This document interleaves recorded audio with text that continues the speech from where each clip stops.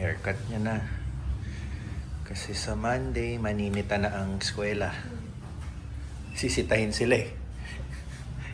Bawal yung tumama sa tenga at sa kilay.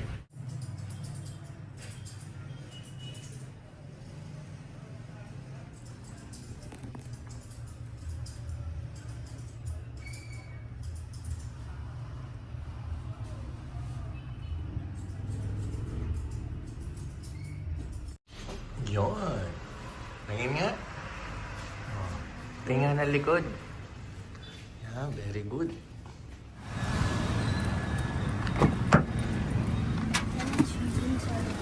Okay, ha? Ayun. Tayo, tsaka na tayo magpapagupit. Manipis na eh. Gusto ko lang humaba ng konti. Pero papabawas natin yung dito. Dito, wag. Manipis na to. Papanlin lang yan. To, marami-rami to. 2 embutido. 1 dynamite, 1 Shanghai. Ulit ah. 2 embutido, 1 dynamite, 1 Shanghai. Oo. Tapos okay na muna yan. Tsaka na natin ayusin yung mamaya. Ready, hit, go. Let's go. Sama natin si Richie.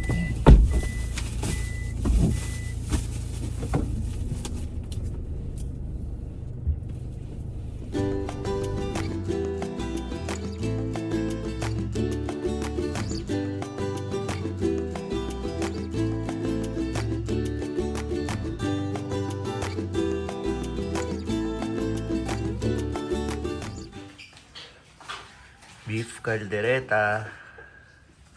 Daming party trays, oh. And 2 malalaking trays ng cheese sticks. Yan, tinsel pan. Maulan na September 1 ngayon. Birthday ng aking biyenan, mother-in-law. So happy birthday po. Yung mga party trays na nakita nyo, dadalhin po namin sa office niya. Hahatid po namin ni Tins.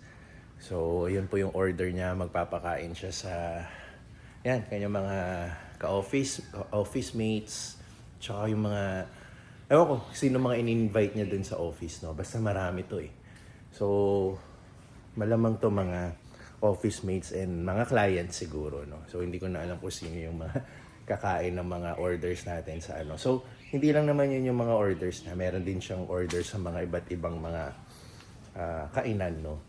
So, ang lakad namin today is papunta kami ng BGC kasi doon yung office ni mother-in-law. So, ayos lang naman yung weather natin. Hindi malakas ang ulan. Ganito lang the whole morning. So, hopefully, tumigil siya or kung uulan man, ganito na lang, no? Para hindi rin mainit.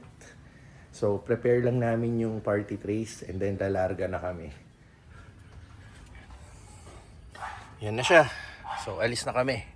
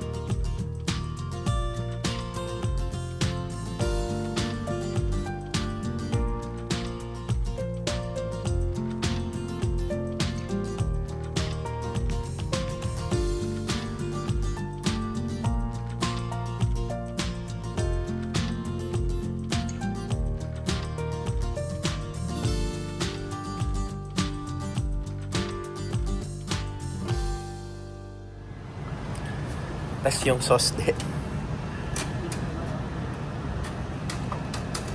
Ayan.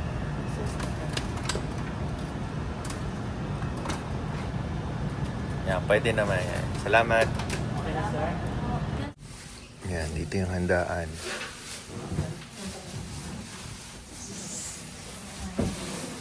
Bango, naamoy ko na nga eh. Sa kotse nga eh, amoy na amoy.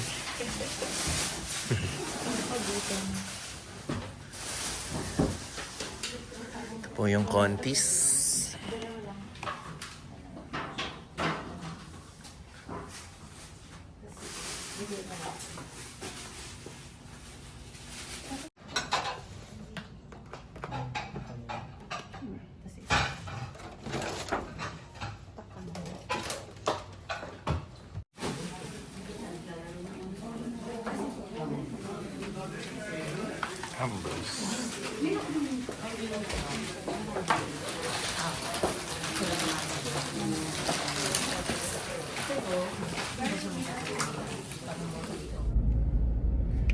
At ayun, umalis na kami ni Teens doon sa kainan.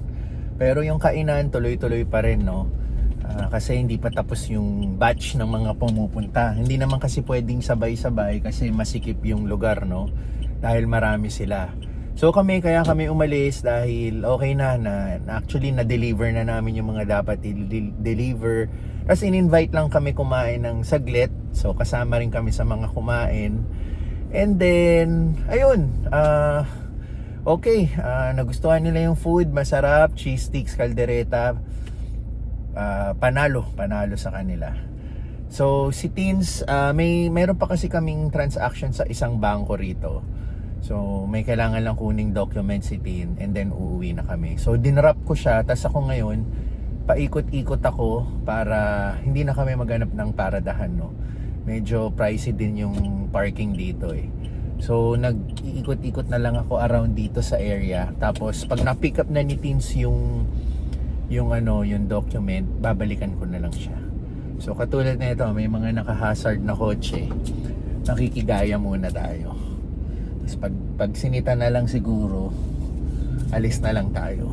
Pero marami naman mga naka-hazard dito, kaya dito muna tayo. So ayun, medyo nakakamiss din ng BGC dahil 10 years ago, mga 3 taon din tayo nagtrabaho dito. So same company kung saan nag-work si mother-in-law. So na-meet ko rin yung mga dati ko ring mga kaopisina, nagkita-kita kami. So ayun, nagkamustahan. Medyo nahingal kami. Busog, ang dami namin nakain. Lalo na may lechon, di ba? Nakita nyo yung lechon. So, ayun. Meron pa kaming dinner mamaya sa bahay naman ni mother-in-law. Kasama naman ng family, kapatid ni Tin. So, tuloy-tuloy ang kain namin ngayon. Buti na lang for the past days, nakapag-workout tayo. Kaya pwede tayo lumamon ngayon. Tapos September ngayon, sunod-sunod na naman ang mga events na naman, yung mga magbe-birthday. Yan, lumipat na naman tayo ng mapaparadahan. Yan, may mga naka-hazard doon. Pero, aalis din agad tayo. Tapos gusto ko lang i-share itong parking na to. Ayan. Yung time na nagtatrabaho pa ako dito sa BGC, dito ako madalas pumarada. Tapos lalakarin ko na lang hanggang doon sa dulo, papunta sa trabaho. So dito kasi yung ewan ko lang ngayon kung magkano na yung parking dito, no? Pero yung time na yun, ito na yung pinakamurang parking na naisip kong ipagparada. So marami nang nabago. Alam ko may playground dati pero hindi pa ganito kaganda. Yan. Or parang pa lang yan eh. Parang puro mga damo pa lang. So matagal na yung 10 years nakakalipas. So ayun, shinare ko lang. Nakakamiss din talaga dito, no? Kung araw-araw ka dati. Sa loob ng 4 na taon, nandito ako nagtatrabaho. So, may mga memories din naman tayong balik tanaw yan.